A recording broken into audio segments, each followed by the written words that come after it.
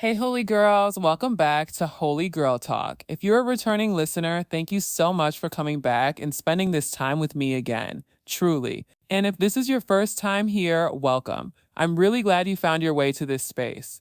Holy Girl Talk is a place where we talk about God, scripture, love, healing, dating, emotions, and real life in a way that's honest, grounded, and compassionate. You don't have to have it all figured out to be here. You don't have to be calm, confident, or clear yet. You're welcome exactly as you are. Before we get into today's episode, I want to gently say this. If you know a woman who is exhausted from overthinking her relationships, replaying conversations in her head, questioning every silence, or wondering if she's hearing God or just her own anxiety, please share this episode with her. Send it to the friend who keeps saying, I don't know if this is discernment or if I'm just spiraling. This conversation is meant to bring peace, not pressure. Today, we're talking about discernment versus overthinking in love. And I want to start by normalizing something. If you care deeply, you probably think deeply. Loving someone, opening your heart, or even considering a relationship brings up vulnerability. And vulnerability naturally activates your mind. So if you've ever felt like your thoughts run faster when your heart is involved, you're not broken. You're human. But there is a difference between wisdom and worry, between God's guidance and fear dressed up as intuition. And so many holy girls struggle right here because overthinking often feels responsible. It feels like you're being cautious, prayerful, discerning, but instead of producing clarity, it produces anxiety. Instead of peace, it produces mental exhaustion. This episode is for the women who are tired of analyzing every text, every pause, every shift in energy, the ones who are constantly asking, is this God warning me or am I just afraid? The ones who want to date with intention and faith, not constant stress. God cares deeply about your relationships, and He is not interested in guiding you through confusion, panic, or mental chaos. His guidance brings peace, even when the answer isn't what you hoped for. So today, we're going to gently unpack the difference between discernment and overthinking so you can move forward with clarity instead of fear. Take a breath. You're safe here. Let's talk about it. So, why does this feel so confusing in the first place? Because love is not neutral. When you care, you open yourself up. You invest emotionally. You imagine possibilities. And the moment your heart gets involved, your mind wants to protect you. It wants certainty. It wants control. It wants to prevent pain before it happens. That's where the confusion starts. Thinking deeply isn't the problem. Caring isn't the problem. The problem is when deep thinking turns into spiraling, when your mind starts filling in gaps with fear, when you begin predicting outcomes instead of observing reality, when one unanswered text becomes 10 imagined scenarios, when silence feels like danger instead of just silence. And for many women, this is where discernment and overthinking get tangled because overthinking feels like wisdom. It sounds like I'm just being careful, I'm just paying attention, I'm just trying not to get hurt again. But the fruit tells a different story.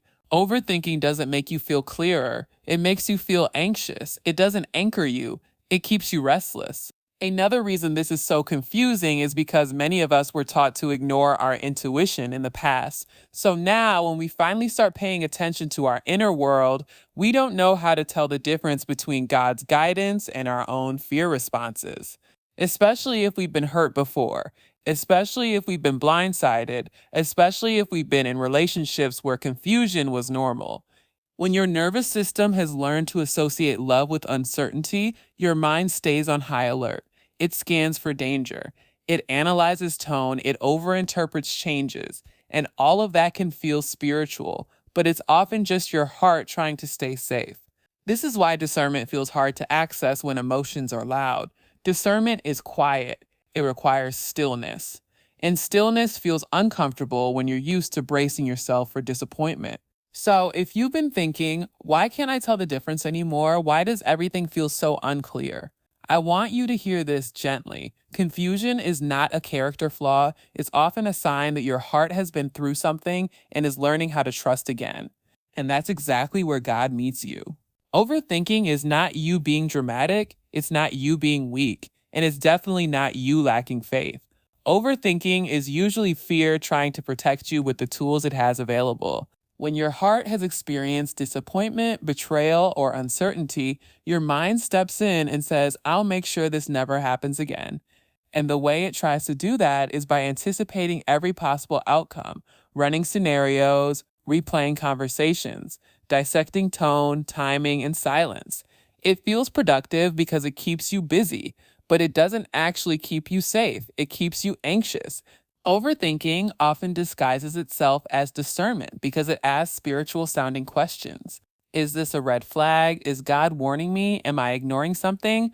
But instead of leading you toward clarity, it pulls you into mental loops. It keeps you stuck in what if instead of grounded in what is. And here's the key difference. Overthinking focuses on hypotheticals, on imagined futures, on catastrophes that haven't happened yet. Discernment, on the other hand, evaluates reality. It looks at patterns, behavior, consistency, and fruit. Overthinking reacts to feelings. Discernment responds to truth. Overthinking also creates urgency. It pushes you to decide quickly, pull away prematurely, or seek reassurance constantly.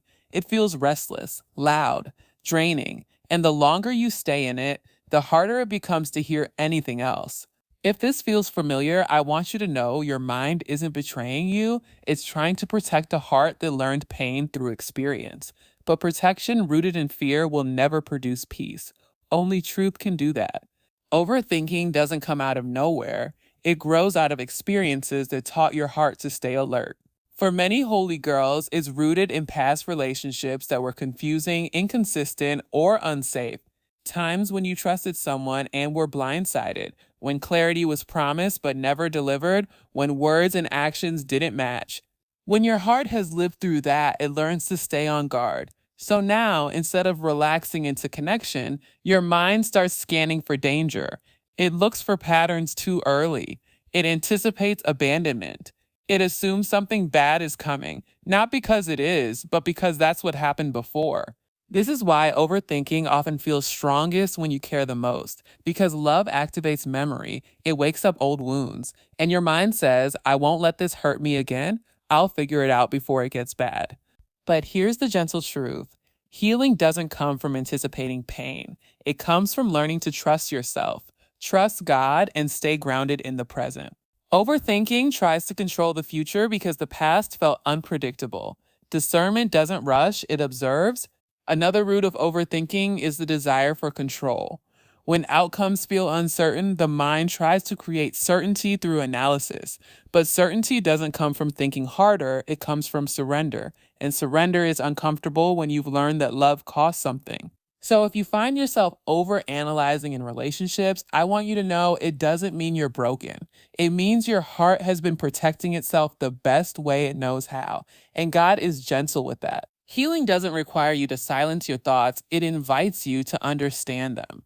Discernment feels very different from overthinking, and once you experience the difference, it becomes easier to recognize. Discernment is not loud. It doesn't rush you. It doesn't spin you into mental chaos. Discernment is steady, calm, and grounded, even when the answer is no. When discernment is at work, you may still feel emotion, but you don't feel panic. You may still feel disappointment, but you don't feel confusion. There's a quiet knowing that settles in your spirit, a sense of clarity that doesn't need to argue with itself. Discernment focuses on patterns, not isolated moments. It looks at consistency over time. It evaluates character, integrity, and alignment with God's values. It doesn't obsess over one text, one conversation, or one off day. It zooms out and asks, what is this person showing me repeatedly? Another important difference is the fruit. Discernment brings peace, not necessarily comfort, but peace. Even when God is saying no, there is a sense of steadiness that accompanies it. Overthinking, on the other hand, drains you. It leaves you restless, second guessing, and mentally exhausted. Discernment also doesn't demand immediate action. It allows you to wait without spiraling. It trusts God to reveal what you need to know in time. It doesn't pressure you to decide before clarity arrives. If you've been wondering why something feels off but not chaotic, that may be discernment. If something feels loud, urgent, and fear-driven, that's often overthinking. And the more you learn to sit with peace, the easier it becomes to recognize God's guidance when it comes. One of the most important things to understand when it comes to discernment is how God actually speaks. Because many women assume that if God is warning them, it will feel intense, urgent, or alarming. But that's not usually how God communicates. God's voice is consistent with his character. It's calm, it's clear, it's coherent. When God gives a warning, it comes with direction, not panic. When God gives a green light, it comes with peace, not obsession. And when God asks you to wait, it doesn't feel like anxiety spiraling out of control. It feels like a gentle restraint. Fear, on the other hand, is loud. Fear rushes you. Fear demands certainty now. Fear says, decide quickly or you'll get hurt. Fear feels chaotic, scattered, and exhausting. God's guidance never leads you into mental turmoil. Even when the decision is hard, his presence steadies you. This is why prayer is so important in relationships. Not prayer that sounds like constant questioning, but prayer that creates stillness. Discernment grows in quiet spaces, not in mental noise. When you slow down enough to sit with God, patterns become clearer. Red flags don't need to be hunted, they reveal themselves naturally over time. Another sign it's God speaking is alignment. His guidance will never contradict his word or push you to compromise your values. God doesn't rush intimacy. He doesn't blur boundaries. He doesn't pressure you into confusion. His leading always protects your peace, your integrity, and your future. So if you're asking, is this God or is this my anxiety? Pay attention to the fruit. God's voice brings clarity and calm even when it's firm. Fear's voice brings restlessness and doubt even when it sounds spiritual. Learning to trust God's voice means learning to trust peace, not perfection, not certainty, but peace. One of the biggest differences between discernment and overthinking shows up in how you interpret information. Overthinking projects fear into the future. Discernment evaluates patterns in the present. Projection sounds like this: what if this turns into what I went through before? What if they change? What if I'm missing something? What if I get hurt again? Projection takes past pain and casts it forward, assuming history is about to repeat itself, even when there's no current evidence. Discernment sounds different. Discernment asks what is actually happening right now. What am I consistently seeing, not just occasionally feeling? Are this person's actions aligned with their words over time? Is there fruit, honesty, effort, respect, consistency? Overthinking zooms in on isolated moments. One late reply, one off tone.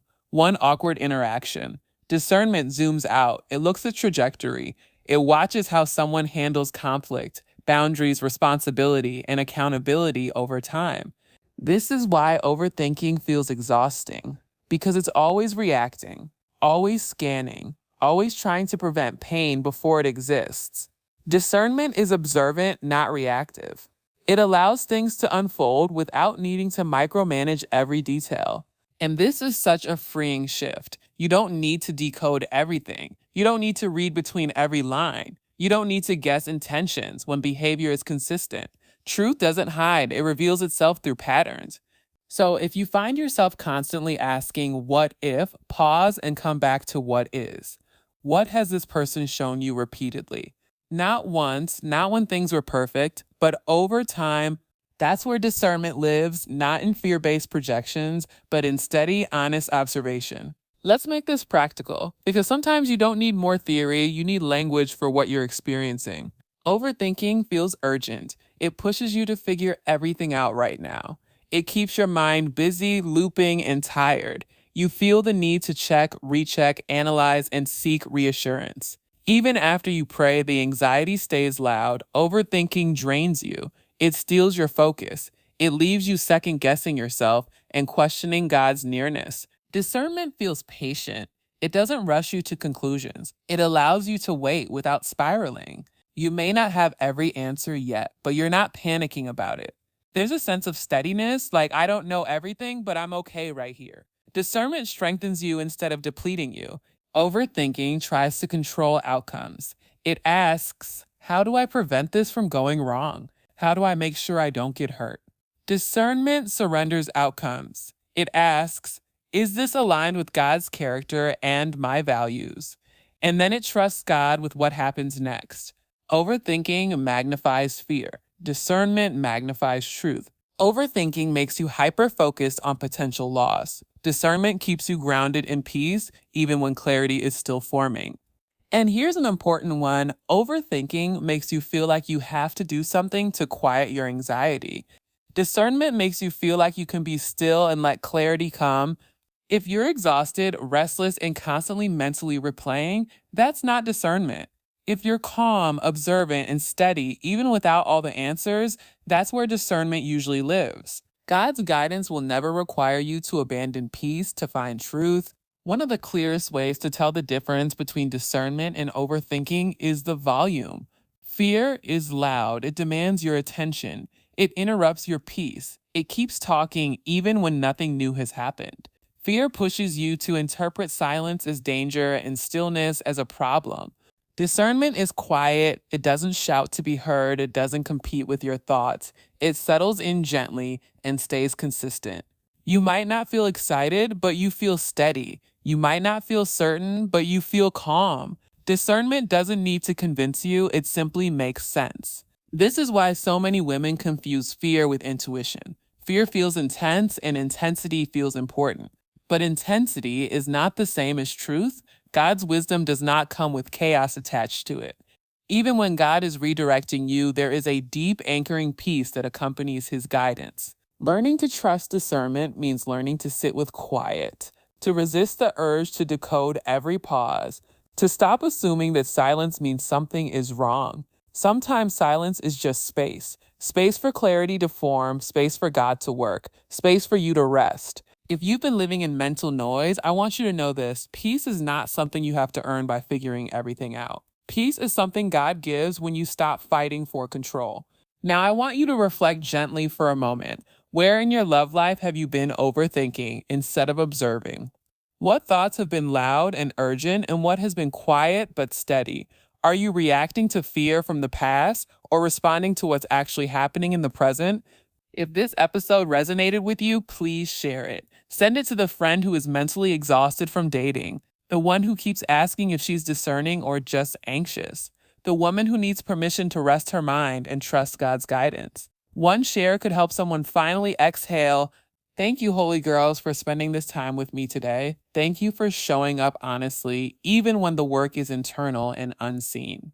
If you'd like to send in prayer requests, testimonies, or episode suggestions, you can email holygirltalkpodcast@gmail.com. And if you haven't already, make sure you're following Holy Girl Talk so you don't miss future episodes like this one. I'm praying that God gives you clarity without anxiety, wisdom without fear, and peace that guards your heart and mind. May you learn to recognize his voice by the calm it brings, and may you trust that he will guide you gently, faithfully, and on time. Until next time, Holy Girls, rest your mind, trust his peace. And one last thing before you go. If this episode brought you clarity or helped quiet your mind even a little, please share it. Send it to the woman who's tired of spiraling, tired of guessing, tired of questioning whether she's hearing God or her own fear. Your share might be the permission someone needs to rest and trust God again. Thank you for listening, Holy Girls. I'll see you in the next episode.